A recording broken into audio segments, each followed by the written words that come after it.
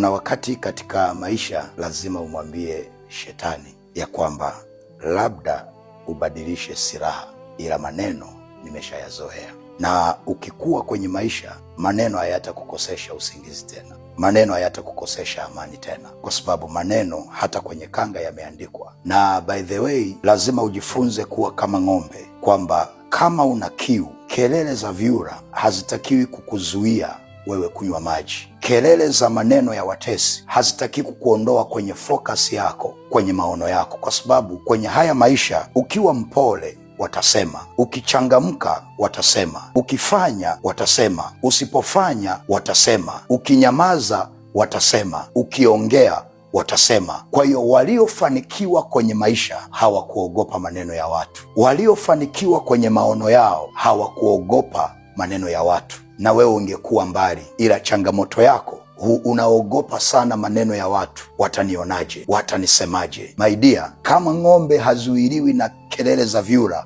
kunywa maji, ukiona wewe maneno ya watu yanakuzuia kufocus kwenye malengo yako, ujue basi hauna kiu. Na ndiyo maana jifunze kumwambia shetani kwamba shetani, labda ubadilishe silaha, ila maneno nimeyazoea, maneno nimeshayazoea. Yesu alisemwa na wewe lazima utasemwa. Yesu alisemwa, yeye huyu jamaa anakula tu, sio kama Yohana. Yohana alikuwa anafunga, anakaa na watu makahaba. Maneno hata kwenye kanga yameandikwa, wewe sio wa kwanza kusemwa. Jifunze kuwa na moyo wa ujasiri, focus kwenye malengo yako, acha waseme, wewe focus kwenye maono yako. Kuna saa watakuelewa na hao watakupigia makofi. Mungu wangu akubariki.